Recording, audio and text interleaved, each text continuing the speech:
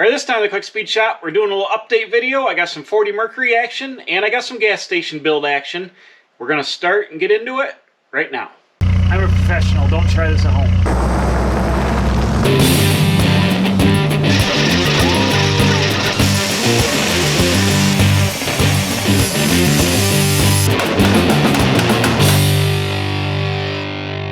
Alright, bam, it's been a kind of a hectic few days. I haven't got one project done. I've worked on a bunch of little projects differently. But let's start off with the 40 Mercury project. As you saw last time, I broke that starter solenoid. Well, I got another one. I replaced it here. Got a brand new starter solenoid on the chrome starter. So that's ready to go back in the car. So this car, it's got like 6,000 miles on it. But it was built quite a while ago, so I wanted to put some new plugs in it.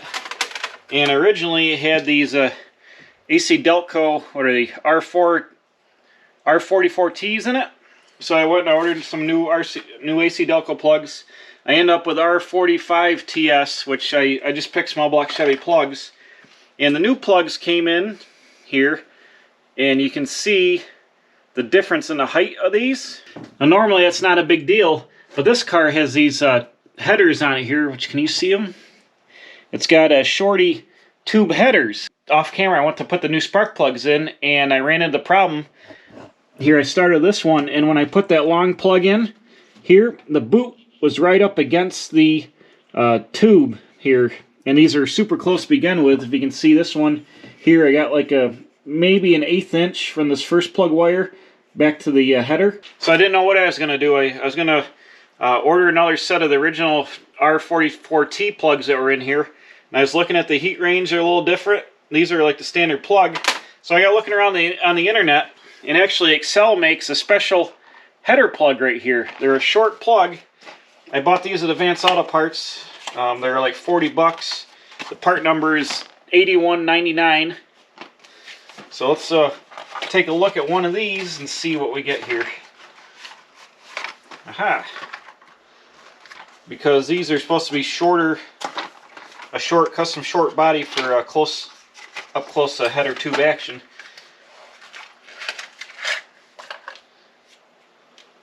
Alright, there we go. Yeah, you can see this is the original plug, and you can see the height of the new plug is about another 1/4 inch. And from the plugs that I bought originally, you can see it's like a 1/2 inch. So let me gap this real fast, make sure it's good. Oop. Check it just a little bit here. Needs to open up just a hair. There we go. So let me thread this in, and we'll see what the boot's like. Where's the hole? There it is. Get in there. All right, where's my boot? Oh yeah, perfect. And I bring it down.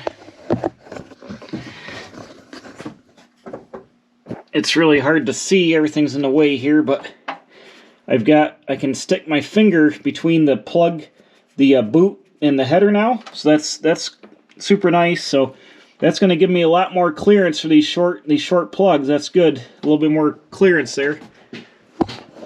Like this front one is super close. I can't get my finger in there. It's like an 1/8 inch. So these two center plugs, they should be fine because they're away from the tubes there, but the end plugs are the problem. So I'm going to go ahead and swap all these plugs out right quick, and I'll show you what it looks like here.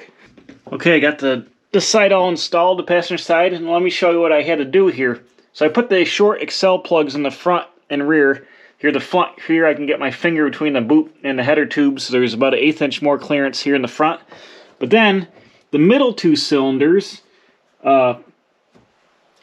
I ended up using the AC Delco plugs. Where are they? Here, trying to get you so you can see. Because when I put the short plugs in here, it pulled the boot so far in, it put it really close to the tube. Right about here, if you can see my finger through the heater hose.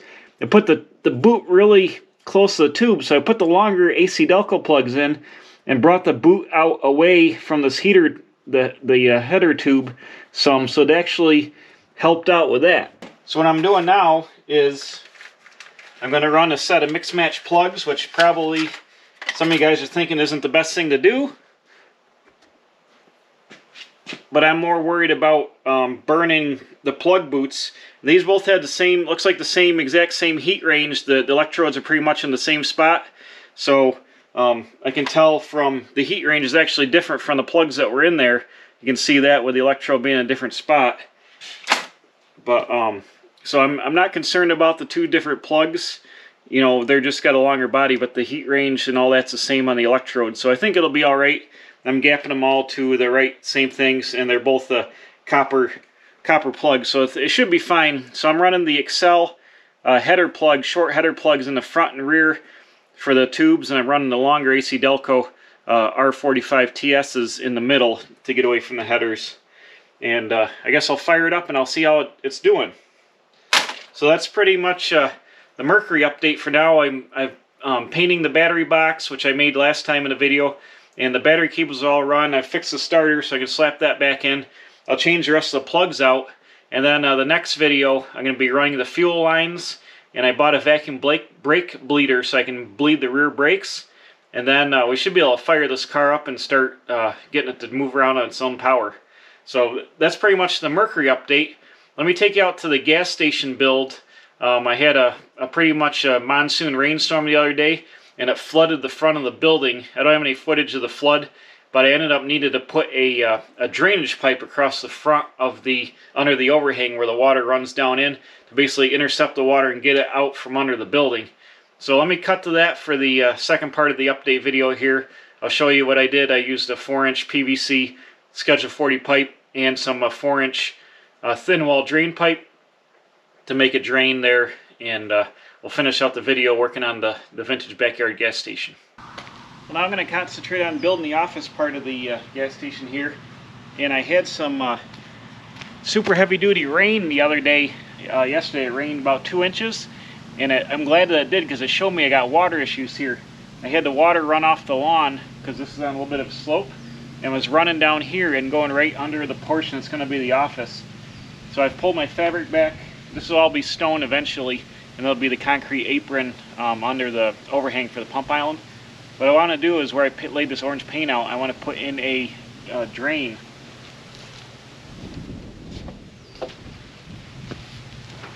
I've used this pipe before. This is 4-inch, and it's perforated. You put the perforations looking down, embed it in stone, and the water will go in the stone trench, fill up to into those holes, and then run down the pipe. So I'm going to lay this out and bury it here. Probably right about here, so it makes my stone trench. I'm going to put a little bit of dirt up against the edge of the gas station to make like an earthen berm there. And I'm going to dig my trench in here. And I'm going to 45 it and have a pick up the slot over there. I might even put a little inlet drain to pick up this corner. I'm not sure yet.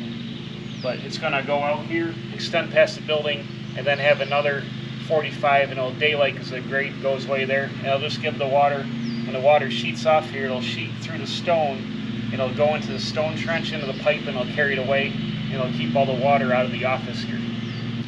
So I don't have any pipe right now. That's the spare piece I had, but I stored it under some steel and it kind of mangled it. So that's going to be, I think, just good for the short piece here. I'm going to, since the ground's kind of wet and soft, I'm going to start digging this down. I'm going to probably go down, I don't know, that's a 4-inch pipe, plus I want some stone on top of it. Probably go down like 8 inches or so, and just make a drain and dig it right around. So get my shovel out, I guess, and start digging.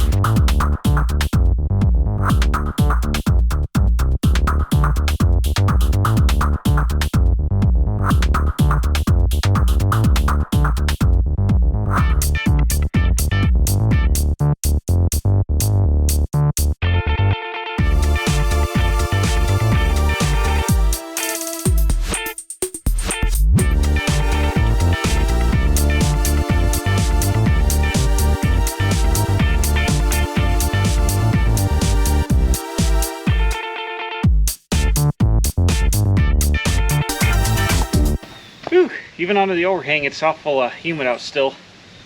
But you can see how I'm getting her dug down. The pipe will be about 1 inch below grade, dirt-wise, and then the whole thing's going to have like 3 inches of stone on top of it. So all the water will we'll run in here and go into that trench and out the other side. I'm going to keep digging. I don't think you need to see me because it's just more shoveling. When I come out the other end, we'll take a look. All right, I'm back at it after like 2 days of digging. I've got the pipe trench dug all the way through here, and I'm starting to lay the pipe out. And I've got some reclaimed silt fence I'm going to use to line the ditch for the stone. I saved this from a job at work, and it's coming out handy. Now I dug down here, and the pipe's going to come in at 90, and it's going to run all the way down there. But guess what? I'm not digging all that by hand because it took me 2 days and like 10 pounds of sweat just to dig this 20 foot here in the inside. So I think I'm going to run a trencher and trench the rest of this because this is virgin ground back here, and it's going to be harder than balls. So I'm not going to do that. I'm going to probably get a trencher and do the rest. But in the meantime, I can put the 90 on and get all the way pipe here done. So let me show you what I got going on here. Originally I was going to make it all out of this like Schedule 10 perforated pipe, but it's pretty soft. Here it's got 2 sets of perforations, and you put it down like this and it picks up water out of your stone and that flows it away. So I've got one piece in here because it's only going to be driven on a little bit, so I got it capped off. I got a Schedule 40 PVC 45, and because this is going to be right in the drive lane and potentially tires could sit on it this whole way, that thin pipe would eventually end up getting crushed down. So I'm using Schedule 40 PVC here, regular white PVC, but it's solid pipe. So I've been laying it out. I'm going to drill a whole bunch of holes in it just like that other pipe. Just use my my drill, the step bit over here, and drill a hole every 3 inches, and then flip it and drill another thing. And I've got two lengths of this to do the entire run through here, and then I've got the thin pipe in solid to run the drainage out. Now this is 2 different sizes, so if you got the thin wall pipe, the Schedule 40 fittings are way too loose on it. But then I noticed that for like the 90 here, the bell end, I mean the spigot end of the pipe fits inside the fitting here, and then I can use PVC glue to glue to the outside. So I got that there, so I gotta just turn the pipe around and it'll work.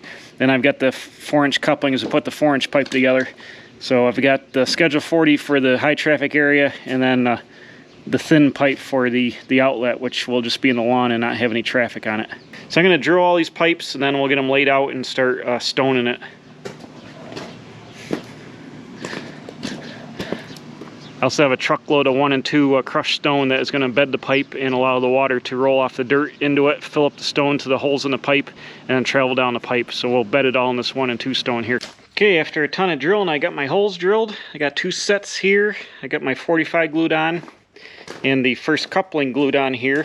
And when I put the pipe how it's supposed to be, I think you can look down it here. Let's see. About there, you can see that the holes are just below center line, and 2 of them, so the stone will sit here, the water will fill up to the holes, and it'll go in, and about the bottom quarter of the pipe will run the water out. So the holes are down, so we're ready to install this first piece, get it laid in here, and then my battery is charging for the drill. Then I got to drill the other pipe the same way and lay it in, but we can put this first stick in the 45 piece in right now.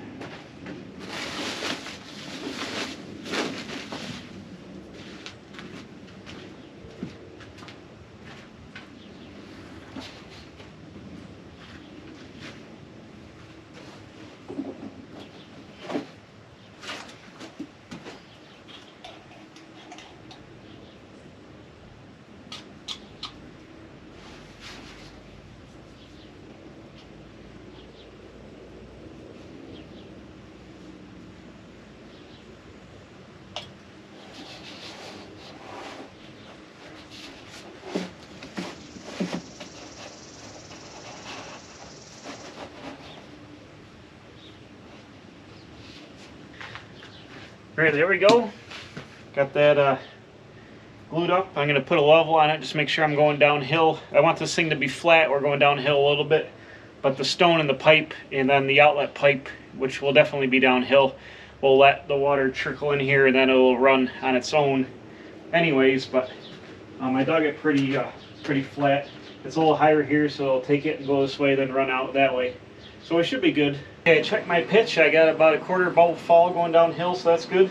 So I'm going to go shovel some stone out of the truck and start to fill this up here and get it all around the pipe.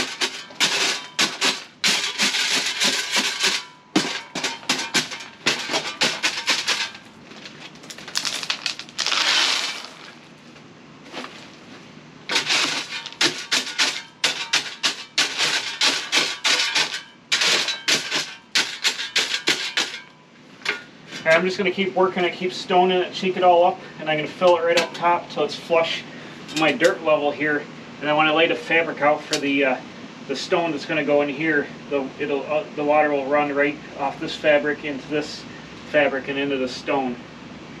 So I'm going to keep shoveling, and then I'll drill the other pipe and get that glued on. Alright, bam, there we go. I got the pipe in with a 90 turned on, ready to rock and roll here. And it's all backfilled with the stone and tamped down. You can see how it's nice and flush here, and then when I put the fabric on here, it'll go into that trench, and then I'll stone all this. So any water that will run out onto the stone will run across the fabric and into the ditch, down through the pipe, and then it's going to go away down there when the grade really drops off, so I can dig it about 30 feet and just let it daylight down there. It should be about fine. But that'll take all the water that will shed off the yard here, and there's going to be the concrete island here for the pump island. The water will probably go around the front of that and then run down and drop in over here. But any water that's over there will flow and get in this pipe, and it'll all go that way and go away. So that was a lot of work, but I got it in there, and it's what I need to do to keep this dry, because when I got my display office here, I don't want any moisture running under that and wicking up and making the thing super damp all the time and rusting the cans and stuff that are going to be in there. So this drainage will keep all the water outside the building, and I needed to do it, and I got it done here. At least this is the hard part, so it looks good. One more step, halfway accomplished here. All right, bam, so that's it on the update video for this time. Next time, let me think what I got coming out here. Oh, jumping ahead again in another project. Next time, I got a video coming out where I went to the junkyard, and I collected some parts for my 1988 Ford Econoline boogie van build. You'll see that. I finally got the steering column I've been looking for, and I've collected all the miscellaneous wiring connectors to put that together. So as soon as this 40 Mercury gets done, I'm going to be jumping right onto the Ford Econoline boogie van build here in the next couple weeks, because I've got to get that done for October for the Hershey swap meet, and it's already the end of July, so I've got a real compressed time frame to try to get that thing going. So that's going to be another build. I'm all over the place with everything here on the channel right now, but that's how it works out. And want to appreciate everybody or thank everybody for watching. I appreciate it, and tell your friends, and we'll see you next time right here at the Quick Speed Shop.